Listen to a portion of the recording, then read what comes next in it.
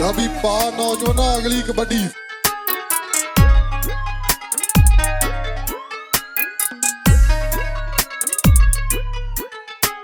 ਭਲਵਾਨੀ ਤਾਂ ਨਿਰੀ ਹੀ ਤਪੱਸਿਆ ਹੈ। ਜਿਹੜੇ ਟਾਈਮ ਲੋਕ ਘਰਾਂ 'ਚ ਘਰਾੜੇ ਮਾਰਦੇ ਆ, ਉਹ ਪਹਿਰ ਮੱਲ ਮਿੱਟੀ 'ਚ ਮਿੱਟੀ ਹੋ ਕੇ ਜ਼ੋਰ ਬਾਹਾਂ 'ਚ ਭਰਦੇ ਆ। ਨਾ ਮੱਲ ਆਮ ਹੁੰਦੇ ਆ, ਨਾ ਮੱਲਾਂ ਨੂੰ ਸਿਖਾਉਣ ਵਾਲੇ, ਨਾ ਅਖਾੜੇ ਚਲਾਉਣ ਵਾਲੇ। ਇਹ ਨੇ ਫਤਿਹ ਸਿੰਘ ਚੌਹਾਨ। 3 ਪੀੜ੍ਹੀਆਂ ਤੋਂ ਇਹ ਖਾਨਦਾਨ ਪਹਿਲਵਾਨੀ ਨੂੰ ਸਮਰਪਿਤ ਹੈ। ਹਾਂ, ਹਵੇਲੀ ਤਾਂ ਬਾਲੀ ਉੱਚੀ ਹੈ। ਹਥਿਆਰ ਕਿਹੜੀ ਸਦੀ ਦਾ ਚਾਹੀਦਾ ਹੈ, ਅਸਲਾ ਸਾਂਭਿਆ ਪਿਆ। ਪਰ ਸਭ ਤੋਂ ਵੱਧ ਸਾਂਭੀ ਹੈ ਪ੍ਰੋਫੈਸਰ ਕਰਮ ਸਿੰਘ ਦੀ ਉਹ ਵਿਰਾਸਤ, ਜਿਹੜੀ ਦੇ ਮੁਰੀਦ ਗੁਰਦਾਸ ਮਾਨ ਵਰਗੇ ਸੁਪਰਸਟਾਰ ਵੀ ਰਹੇ ਨੇ। ਕਿਸੇ ਵੱਡੇ ਸ਼ਹਿਰ 'ਚ ਵੀ ਰਹਿ ਸਕਦੇ ਸੀ, ਪਰ ਡੇਰੇ ਪਿੰਡ ਹੀ ਲਾਏ ਆ। ਤਾਂ ਹੀ ਤਾਂ ਜੱਦੀ ਸਰਦਾਰ ਨੂੰ ਮਿਲਣ ਟੀਮ ਅੱਖਰ ਵਾਲੇ ਆਏ ਆ। ਥੋੜ੍ਹਾ ਜਿਹਾ ਬਚਪਨ ਤੋਂ ਪ੍ਰੇਮ ਸੀ। ਕੁਝ ਜਿਹੜੇ 10 ਸਾਲ ਮਾੜੇ ਗੁਜ਼ਰੇ ਪੰਜਾਬ 'ਤੇ, ਉਹਨੇ ਵੀ ਹਥਿਆਰਾਂ ਨਾਲ ਕਿਸੇ ਦਾ ਭਲੇ ਢੰਗ ਨਾਲ ਮੂੰਹ ਪਵਾਤਾ, ਕਿਸੇ ਦਾ ਬੁਰੇ ਢੰਗ ਨਾਲ ਪਵਾਤਾ। ਅੰਗਰੇਜ਼ ਦੇ ਅੰਡਰ ਤਾਂ ਸਾਰੇ ਹੀ ਸੀਗੇ, ਪਰ ਸਾਡੇ ਬਜ਼ੁਰਗ ਇਹਨਾਂ ਰਿਆਸਤਾਂ ਤੋਂ ਬਚ ਕੇ ਰਹੇ। ਗੁਰਦਾਸ ਮਾਨ ਜੀ ਪਿਤਾ ਜੀ ਦੇ ਨਾ ਬੜੇ ਕਾਇਲ ਸੀ, ਫੈਨ ਸੀਗੇ। ਉਹਨਾਂ ਨੂੰ ਉਹ ਸਮਝਦੇ ਸੀ ਵੀ ਪ੍ਰੋਫੈਸਰ ਕਰਮ ਸਿੰਘ ਕੀ ਚੀਜ਼ ਹੈ। ਇੱਕ ਤਾਂ ਸੱਭਿਆਚਾਰ, ਦੂਜਾ ਗੇਮ, ਦੋਨੇ ਗੱਲਾਂ ਵੱਡੀਆਂ ਸੀ। ਭਲਵਾਨੀ ਨਾ ਵੱਡਾ ਕੰਮ ਹੈ, ਖਾਣਾ ਬੜਾ ਪੈਂਦਾ ਹੈ, ਕਰਨਾ ਬੜਾ ਪੈਂਦਾ ਹੈ। ਪਹਿਲਾਂ ਪੁਰਾਣੇ ਪਹਿਲਵਾਨ ਕਹਿੰਦੇ ਸੀ ਵੀ 12 ਸਾਲਾਂ 'ਚ ਭਲਵਾਨ ਬਣਦਾ ਹੈ। ਫਿਰ ਚਲੋ ਘਟਦੀ ਦਾ ਪਹਿਰਾ ਆ ਗਿਆ, ਕਹਿੰਦੇ 6 ਸਾਲ ਤਾਂ ਜ਼ਰੂਰ ਚਾਹੀਦੇ ਹੈ। ਤੁਸੀਂ MA ਇੰਗਲਿਸ਼ ਕੀਤੀ ਤੇ ਤੁਹਾਡੇ ਬੇਟੇ ਨੇ ਸਕੂਲ ਹੀ ਨਹੀਂ ਤੁਸੀਂ ਉਹਨੂੰ ਭੇਜਿਆ? ਇੱਕ ਨਾ ਮੈਂ ਮੇਰੀ ਪੱਗ ਹੈ, ਥੋੜ੍ਹਾ ਜਿਹਾ ਇਹਨੂੰ ਰਾਜਸਥਾਨੀ ਟੱਚ ਹੈ। ਇਹ ਵੀ ਮੇਰਾ ਨਾ ਇੱਕ ਹਿਸਟਰੀ ਨਾਲ ਪ੍ਰੇਮ ਹੁੰਦਿਆਂ ਹੋਇਆਂ ਪੁਰਖਿਆਂ ਦੇ ਸਤਿਕਾਰ 'ਚ ਇਹਨੂੰ ਸਜਾਉਂਦਾ ਰਹਿਣਾ।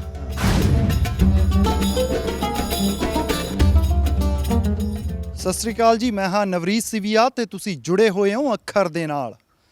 ਅੱਜ ਇੱਕ ਥਾਂ ਤੇ ਲੈ ਕੇ ਆਏ ਹਾਂ ਜਿਹਦੇ ਜ਼ਰੇ ਜ਼ਰੇ ਦੇ ਨਾਲ ਇਤਿਹਾਸ ਜੁੜਿਆ ਹੋਇਆ। ਜਿਨ੍ਹਾਂ ਬੰਦਿਆਂ ਨਾਲ ਅਸੀਂ ਗੱਲਬਾਤ ਕਰਾਂਗੇ, ਉਹਨਾਂ ਨਾਲ ਗੱਲਬਾਤ ਕਰਕੇ ਤੁਹਾਨੂੰ ਬਹੁਤ ਕੁਛ ਨਾਲੇ ਸਿੱਖਣ ਨੂੰ ਮਿਲਣਾ, ਨਾਲੇ ਕਹਾਣੀਆਂ ਸੁਣਨ ਨੂੰ ਮਿਲਣੀਆਂ।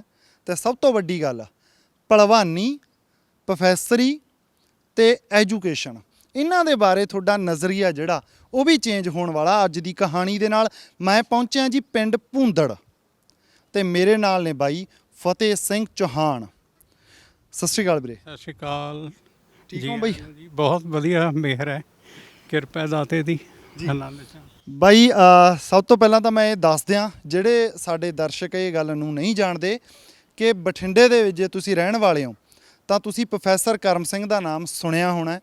ਬਾਈ ਜੀ ਉਹਨਾਂ ਦੇ ਬੇਟੇ ਆ, ਪਿੰਡ ਭੂੰਦੜ ਦੇ ਵਿੱਚ ਇਹ ਰਹਿੰਦੇ ਆਗੇ। ਬਾਈ ਸਭ ਤੋਂ ਪਹਿਲਾ ਸਵਾਲ ਤਾਂ ਮੈਨੂੰ ਆਹੀ ਦੱਸੋ ਵੀ ਬਠਿੰਡੇ ਵੀ ਪੂਰਾ, ਬਠਿੰਡੇ ਦਾ ਇਤਿਹਾਸ ਦੇ ਨਾਲ ਤੁਹਾਡੀ ਹਰ ਗੱਲ ਜੁੜੀ ਪਈ ਹੈ। ਬਠਿੰਡੇ ਦੀ ਕੋਈ ਗਲੀ ਨਹੀਂ, ਜਿਵੇਂ ਇੱਕ ਪ੍ਰੋਫੈਸਰ ਨੇ ਕਿਹਾ ਸੀ ਨਾ ਕਿ ਪ੍ਰੋਫੈਸਰ ਸਾਹਿਬ ਆ ਜਿਹੜੇ ਪ੍ਰੋਫੈਸਰ ਕਰਮ ਸਿੰਘ, ਉਹ ਬਠਿੰਡੇ ਦੀ ਗਲੀ ਗਲੀ 'ਚ ਸਮਾਏ ਵੇ ਆ, ਨਾਲ ਜੁੜੇ ਵੇ ਆ। ਤੇ ਪਿੰਡ ਆ ਗਏ ਬਾਈ ਵਾਪਸ ਤੁਸੀਂ? ਬਾਈ ਪਿੰਡ ਜੱਦੀ ਪਿੰਡ ਹੈ, ਤੇ ਉਹ ਜਦ ਖਿੱਚ ਲਿਆਉਂਦੀ ਹੈ ਬੰਦੇ ਨੂੰ। ਸਮੇਂ ਨੇ ਸਾਡੇ 'ਤੇ ਜ਼ੋਰ ਪਾਇਆ, ਸਾਨੂੰ ਪਿੰਡ ਆਇਆ। ਇੱਕ ਸਾਨੂੰ ਪਿਤਾ ਜੀ ਨੇ ਇਹ ਸੰਦੇਸ਼ ਦਿੱਤਾ ਸੀ ਵੀ ਦੁਨੀਆ 'ਚ ਕਿਤੇ ਤੁਰੇ ਫਿਰਿਓ, ਭੂੰਦੜ ਨਹੀਂ ਛੱਡਣਾ। ਇਹ ਸਭ ਤੋਂ ਵੱਡੀ ਗੱਲ ਸੀ ਜਿਹੜੀ ਉਹਨਾਂ ਨੇ ਕਹੀ। ਇਸ ਕਰਕੇ ਅਸੀਂ ਭੂੰਦੜ ਵਾਪਸ ਆਏ। ਇਹ ਕਾਰਨ ਰਿਹਾ, ਇਹ ਕਾਰਨ ਬਣਿਆ। 8 ਪੀੜ੍ਹੀਆਂ ਪਹਿਲਾਂ ਆਏ ਸੀ ਬਾਈ ਇੱਥੇ? ਹਾਂਜੀ, ਸਾਡੇ ਬਜ਼ੁਰਗ ਬਾਬਾ ਸੰਗਤੀਆ ਉਹਨਾਂ ਦਾ ਨਾਂ ਸੀਗਾ। ਬਾਬਾ ਭੂੰਦੜ ਜੀ ਦੇ ਉਹ ਪੋਤੇ ਪੜਪੋਤੇ ਸੀਗੇ। ਬਾਬਾ ਭੂੰਦੜ ਜੀ ਬੜੀ ਮਹਾਨ ਸ਼ਖਸੀਅਤ ਹੋਏ। ਜਿੱਥੇ ਵੀ ਕਿਤੇ ਉਹ ਬਹਿ ਗਏ, ਉਸ ਜਗ੍ਹਾ ਦਾ ਨਾਂ ਉਹਨਾਂ ਦੇ ਨਾਂ 'ਤੇ ਪੈ ਗਿਆ। ਜਿਵੇਂ ਆਪਾਂ ਬਹੁਤ ਭੂੰਦੜ ਪਿੰਡ ਦੇਖਦੇ ਸੁਣਦੇ ਹਾਂ। ਇਹ ਉਹਨਾਂ ਦੇ ਪੋਤੇ ਪੜਪੋਤੇ ਸੀਗੇ ਤੇ ਇਹਨਾਂ ਨੇ ਵੀ ਆਪਦੇ ਮਸ਼ਹੂਰ ਦਾਦਾ ਜੀ ਦੇ ਨਾਂ ਤੇ ਪਿੰਡ ਦਾ ਨਾਂ ਰੱਖਿਆ। ਸੋ ਉਹਨਾਂ ਦਾ ਨਾਂ ਸੰਗਤੀਆ ਸੀ। ਨਾਲ ਉਹਨਾਂ ਦੇ 5 ਭਰਾ ਸੀਗੇ, 4 ਭਰਾ 5 ਜਣੇ ਸੀਗੇ ਉਹ, ਜਿਨ੍ਹਾਂ ਨੇ ਰਲ ਮਿਲ ਕੇ ਪਿੰਡ ਬੰਨਿਆ। ਬਈ ਇਹ ਪਿੰਡ ਚੁਣਨ ਦੀ ਵਜ੍ਹਾ ਇਹ ਰਹੀ ਕੀ ਖਾਸ ਰਹੀ ਸੀ ਮੈਨੂੰ ਨਹੀਂ ਪਤਾ, ਪਰ ਕੀ ਇਹ ਸੱਚ ਆ ਵੀ 3 ਰਿਆਸਤਾਂ ਦੇ ਵਿਚਾਲੇ ਪੈਂਦਾ ਸੀ? ਪਟਿਆਲਾ ਰਿਆਸਤ ਪੈਂਦੀ ਸੀ ਇੱਧਰੋਂ, ਇੱਕ ਪਾਸਿਓਂ ਜੀਂਦ ਰਿਆਸਤ ਸੀ ਤੇ ਇੱਕ ਪਾਸਿਓਂ ਕਿਹੜੀ ਪੈਂਦੀ ਸੀ? ਜੀ ਨਾਭਾ। ਨਾਭਾ ਜੀ ਠੀਕ ਹੈ। ਹਾਂ ਬਈ, ਰਿਆਸਤਾਂ ਦੇ ਸਮੇਂ 'ਚ ਸਾਡੇ ਬਜ਼ੁਰਗਾਂ ਦੀ ਮੈਂ ਸਮਝਦਾ ਵੀ ਉਹਨਾਂ ਦੀ ਕਾਬਲੀਅਤ, ਉਹਨਾਂ ਦੀਆਂ ਕੁਰਬਾਨੀਆਂ ਦੇ ਸਦਕੇ ਪਿੰਡ ਆਜ਼ਾਦ ਰਿਹਾ। ਜਿੱਥੇ ਕਿਤੇ Patiala state, Nabha state, Jind state ਆਪਦੇ ਹਾਲੇ ਮਾਮਲੇ ਭੇਜਦੇ ਸੀ, ਉੱਥੇ ਹੀ ਸਾਡਾ ਨਗਰ ਭੇਜਦਾ ਸੀ। ਸੋ ਸਾਡੇ ਬਜ਼ੁਰਗ ਬਤੌਰ ਸੀਗੇ, ਮਤਲਬ ਅੰਗਰੇਜ਼ ਦੇ ਅੰਡਰ ਤਾਂ ਸਾਰੇ ਹੀ ਸੀਗੇ, ਪਰ ਸਾਡੇ ਬਜ਼ੁਰਗ ਇਹਨਾਂ ਰਿਆਸਤਾਂ ਤੋਂ ਬਚ ਕੇ ਰਹੇ ਔਰ ਉਹਨਾਂ ਨੂੰ ਬਚਣ ਲਈ ਕੁਰਬਾਨੀਆਂ ਦੇਣੀਆਂ ਪਈਆਂ। ਬਈ ਇੱਕ ਇਹ ਦੱਸੋ, ਤੁਸੀਂ ਮੱਲ ਕਿਵੇਂ ਬਣੇ? ਪ੍ਰੋਫੈਸਰ ਸਾਹਿਬ ਵੀ ਮੱਲ ਰਹੇ ਆ। ਮੈਂ ਨਾ ਇੱਕ ਯਾਦ ਸਾਂਝੀ ਕਰਨੀ ਆ। ਗੁਰਦਾਸ ਮਾਨ ਬਾਈ ਬਠਿੰਡੇ ਆਏ, ਸਟੇਡੀਅਮ ਦੇ ਵਿੱਚ ਪ੍ਰੋਗਰਾਮ ਸੀ। ਦਿਲਚਸਪ ਗੱਲ ਇਹ ਹੈ ਕਿ ਉਹ ਪ੍ਰੋਗਰਾਮ ਵੀ ਪ੍ਰੋਫੈਸਰ ਸਾਹਿਬ ਹੀ ਕਰਵਾ ਰਹੇ ਸੀ, ਮੂਹਰੇ ਲਾ ਕੇ ਸਾਰਾ ਜਿਹੜਾ ਉਹ ਮੇਲਾ ਕਰਵਾਉਂਦੇ ਹੁੰਦੇ ਸੀ ਬਠਿੰਡੇ ਵਾਲਾ। ਤੇ ਗੁਰਦਾਸ ਮਾਨ ਨੂੰ ਇੱਕ ਵਾਰੀ ਹਟਣ ਨੂੰ ਕਹਿਤਾ। ਗੁਰਦਾਸ ਮਾਨ ਕਹਿੰਦੇ ਵੀ ਯਾਰ ਜਾਂ ਤਾਂ ਮੈਨੂੰ ਲਾਇਆ ਨਾ ਕਰੋ ਜਾਂ ਹਟਾਇਆ ਨਾ ਕਰੋ। ਗੁਰਦਾਸ ਮਾਨ ਹਟ ਕੇ ਸਾਈਡ ਤੇ ਖੜ ਗਏ ਆ ਗੁੱਸੇ 'ਚ। ਪਰ ਜਿਵੇਂ ਹੀ ਪ੍ਰੋਫੈਸਰ ਕਰਮ ਸਿੰਘ ਸਟੇਜ ਤੇ ਚੜ੍ਹਦੇ ਆ, ਗੁਰਦਾਸ ਮਾਨ ਲੰਬੇ ਪੈ ਗਏ। ਕਹਿੰਦੇ ਆ ਵੀ ਜੇ ਮੈਨੂੰ ਪਤਾ ਹੁੰਦਾ ਨਾ ਪ੍ਰੋਫੈਸਰ ਕਰਮ ਸਿੰਘ ਨੇ ਆਉਣਾ, ਮੈਂ ਜਿਹੜੀ ਇਹ ਗੱਲ ਕਹੀ ਆ ਮੈਂ ਕਦੇ ਨਾ ਕਹਿੰਦਾ। ਪ੍ਰੋਫੈਸਰ ਸਾਹਿਬ ਨੇ 100 ਰੁਪਈਆ ਦਿੱਤਾ ਸੀ ਤੇ ਉਹਨਾਂ ਨੇ ਕਿਹਾ ਸੀ ਬਸ 2 ਹੀ ਨੋਟ ਸਾਂਭ ਕੇ ਰੱਖਣੇ ਆ, ਇੱਕ ਅਮਿਤਾਭ ਬੱਚਨ ਵਾਲਾ, ਦੂਸਰਾ ਪ੍ਰੋਫੈਸਰ ਕਰਮ ਸਿੰਘ। ਜੀ ਗੁਰਦਾਸ ਮਾਨ ਜੀ ਪਿਤਾ ਜੀ ਦੇ ਨਾ ਬੜੇ ਕਾਇਲ ਸੀ, ਫੈਨ ਸੀਗੇ। ਉਹਨਾਂ ਨੂੰ ਉਹ ਸਮਝਦੇ ਸੀ ਵੀ ਪ੍ਰੋਫੈਸਰ ਕਰਮ ਸਿੰਘ ਕੀ ਚੀਜ਼ ਹੈ। ਇੱਕ ਤਾਂ ਸੱਭਿਆਚਾਰ, ਦੂਜਾ ਗੇਮ, ਦੋਨੇ ਗੱਲਾਂ ਵੱਡੀਆਂ ਸੀ। ਅਸਲ 'ਚ ਗੁਰਦਾਸ ਮੈਂ ਥੋੜ੍ਹਾ ਜਿਹਾ ਵਿੱਚ ਸੌਰੀ ਮਾਫੀ ਚਾਹਣਾ ਵੀ ਰੋਕ ਰਿਹਾ। ਗੁਰਦਾਸ ਮਾਨ ਨੇ ਉਹ ਖੁਦ ਕਿਹਾ ਇੱਕ ਥਾਂ ਤੇ, ਕਹਿੰਦੇ ਵੀ ਮੈਂ ਭਲਵਾਨੀ ਸਿੱਖਣੀ ਚਾਹੁੰਦਾ ਸੀ, ਤਾਂ ਕਰਕੇ ਵੀ ਪ੍ਰੋਫੈਸਰ। ਹਾਂਜੀ ਹਾਂਜੀ ਬਿਲਕੁਲ। ਉਹਨਾਂ ਨੇ ਇਹ ਵੀ ਕਿਹਾ ਸੀਗਾ ਕਿ ਮੈਂ ਬਠਿੰਡੇ ਪੜ੍ਹਨਾ ਚਾਹੁੰਦਾ ਸੀ, ਪਰ ਮੇਰੇ ਬਾਪ ਦੇ ਵਿੱਚ ਇਹ ਸਮਰੱਥਾ ਨਹੀਂ ਸੀ ਸਾਡੇ ਘਰ 'ਚ ਉਸ ਵੇਲੇ, ਤੇ ਮੈਨੂੰ ਵੀ ਬਠਿੰਡੇ ਪੜ੍ਹਾਇਆ ਜਾਵੇ। ਤੇ ਜੇ ਮਾਨ ਪ੍ਰੋਫੈਸਰ ਸਾਹਿਬ ਕੋਲੇ ਰਿਹਾ ਹੁੰਦਾ ਤਾਂ ਮਾਨ ਸ਼ਾਇਦ ਕੁਝ ਹੋਰ ਹੁੰਦਾ। ਇਹ ਉਹਨਾਂ ਦੀ ਵਰਡਿੰਗ ਸੀਗੀ ਉਸ ਵੇਲੇ। ਉਹ ਪਿਤਾ ਜੀ ਦਾ ਬਹੁਤ ਸਤਿਕਾਰ ਕਰਦੇ ਸੀ। ਸਾਨੂੰ ਵੀ ਅੱਜ ਜਿੱਥੇ ਮਿਲਦੇ ਹੈ ਉਹੀ ਸਤਿਕਾਰ ਦਿੰਦੇ ਹੈ ਜਿਹੜਾ ਉਹਨਾਂ ਨੂੰ ਦਿੰਦੇ ਸੀਗੇ। ਸੋ ਇਹ ਵਜ੍ਹਾ ਸੀਗੀ ਉਹਨਾਂ ਦੀ, ਉਹਨਾਂ ਦੇ ਮਨ ਦੀ ਖੁਆਇਸ਼ ਸੀ ਉਹਨਾਂ ਕੋਲੋਂ ਪੜ੍ਹਨਾ।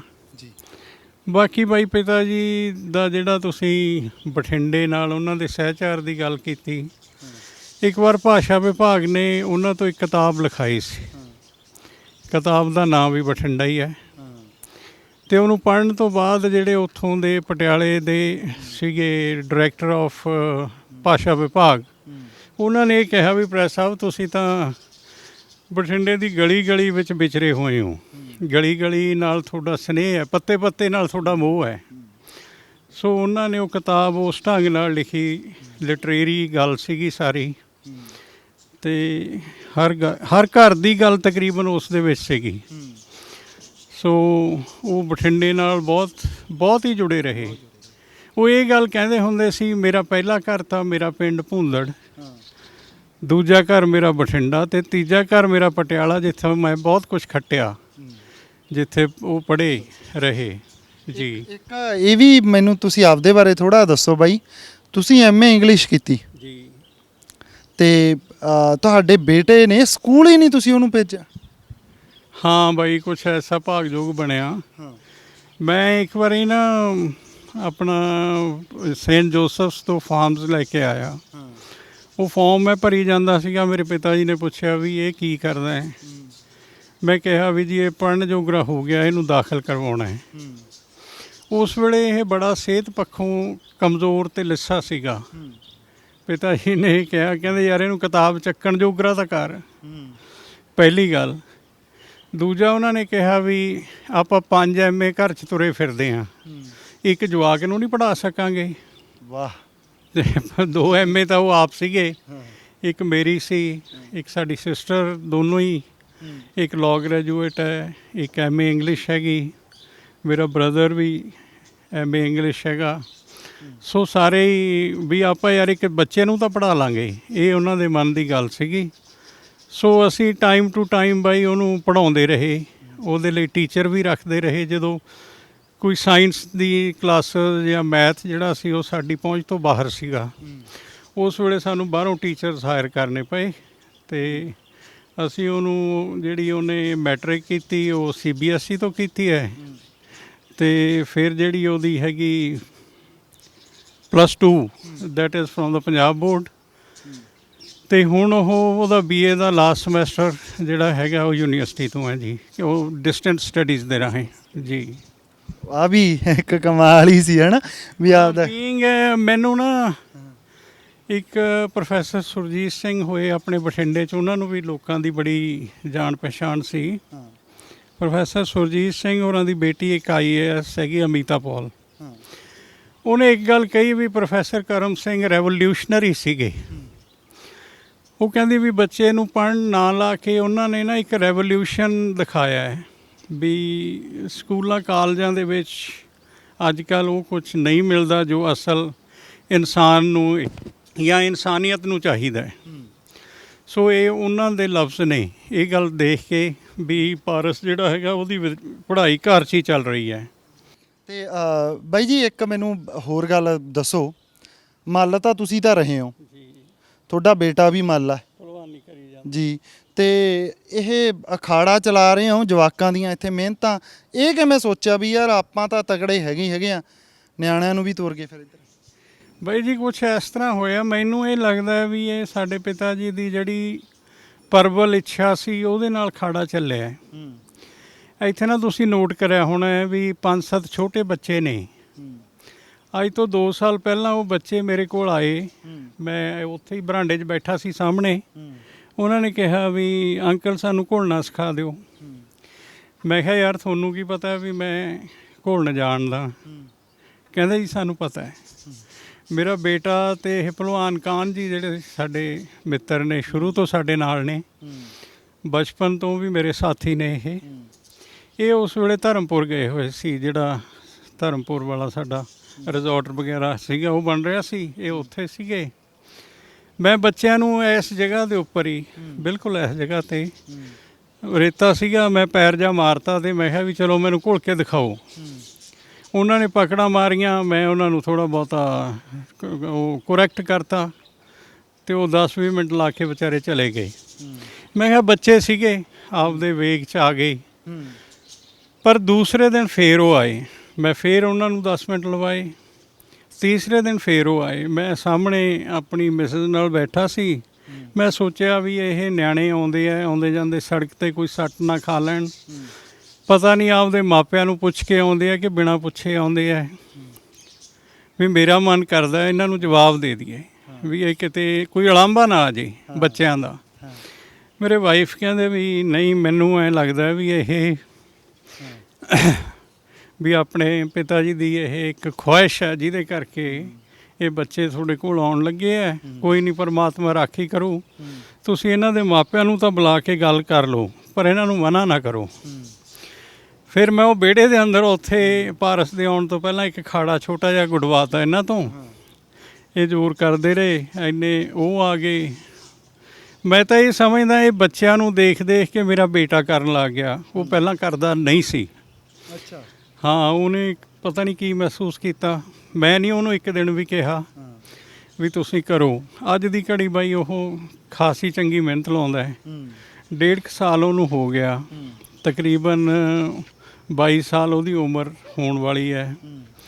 ਅਤੇ ਪਰ ਇਹ ਭਲਵਾਨੀ ਨਾ ਵੱਡਾ ਕੰਮ ਹੈ, ਖਾਣਾ ਬੜਾ ਪੈਂਦਾ, ਕਰਨਾ ਬੜਾ ਪੈਂਦਾ ਹੈ। ਪਹਿਲਾਂ ਪੁਰਾਣੇ ਪਹਿਲਵਾਨ ਕਹਿੰਦੇ ਸੀ ਵੀ 12 ਸਾਲਾਂ 'ਚ ਭਲਵਾਨ ਬਣਦਾ ਹੈ। ਫਿਰ ਚਲੋ ਘਟਦੀ ਦਾ ਪਹਿਰਾ ਆ ਗਿਆ, ਕਹਿੰਦੇ 6 ਸਾਲ ਤਾਂ ਜ਼ਰੂਰ ਚਾਹੀਦੇ ਹੈ। ਸੋ ਬਾਈ ਜਿਹੜਾ ਬੰਦਾ 6 ਸਾਲ ਮਿਹਨਤਾਂ ਕਰਦਾ ਹੈ ਅਤੇ ਉਹਨੂੰ ਖਾਣ ਨੂੰ ਮਿਲਦਾ ਰਹਿੰਦਾ ਹੈ, ਉਹੀ ਪਹਿਲਵਾਨ ਬਣਦਾ ਭਾਈ। ਉਹ ਤਾਂ ਸਾਰੀਆਂ ਗੇਮਸ ਵਿੱਚ ਹੀ ਬਹੁਤ ਐਕਸਰਸਾਈਜ਼ ਦੀ, ਬਹੁਤ ਖੁਰਾਕ ਦੀ ਲੋੜ ਹੈ, ਪਰ ਇਹ ਸਿੱਧੀ ਮਸਲ ਪਾਵਰ ਹੈ ਯਾਰ। ਮਸਲ ਪਾਵਰ ਵਾਸਤੇ ਤੁਹਾਨੂੰ ਇਹ ਇੱਕ blend of art and strength ਹੈ। Blend of art and strength. Minute ਦੀ ਸਪੀਡ ਦੇ ਵਿੱਚ, minute is very big, second ਦੀ ਸਪੀਡ ਦੇ ਵਿੱਚ ਦਾ ਵੱਜਣਾ ਹੈ, ਤੁਸੀਂ ਉਹ ਦਾ ਰੋਕਣਾ ਅਤੇ ਫੇਰ ਦਾ ਮਾਰਨਾ ਹੈ। ਸੋ ਇਹ ਬਹੁਤ ਵੱਡੀ ਇੱਕ ਬਹੁਤ ਵੱਡੀ ਕਲਾ ਹੈ ਜਿਹੜੀ ਬਹੁਤ ਥੋੜ੍ਹੇ ਸਮੇਂ 'ਚ ਨਹੀਂ ਆ ਸਕਦੀ। ਇਹਨੂੰ ਸਮਾਂ ਚਾਹੀਦਾ ਹੈ, ਇਹਦੇ ਵਾਸਤੇ ਚੰਗੇ ਉਸਤਾਦ ਚਾਹੀਦੇ ਆ, ਜਿਹੜੇ ਚੰਗੇ ਕਰਮਾਂ ਵਾਲੇ ਆ ਉਸਤਾਦਾਂ ਦੇ ਆਖੇ ਲੱਗਦੇ ਆ। ਜਿਹੜੇ ਇਹ ਕਹਿਣ ਲੱਗ ਜਾਣ ਤੈਨੂੰ ਕੀ ਪਤਾ ਹੈ, ਫਿਰ ਉੱਥੇ ਕਹਾਣੀ ਵਿਗੜ ਜਾਂਦੀ ਹੈ, ਉਦੋਂ ਗਾਹਾਂ ਗੱਲ ਨਹੀਂ ਚੱਲਦੀ, ਉਹ ਗਾਹਾਂ ਨਹੀਂ ਵੱਧ ਸਕਦੇ, ਉਸਤਾਦ ਦਾ ਵੀ ਮਨ ਖੱਟਾ ਪੈ ਜਾਂਦਾ ਹੈ।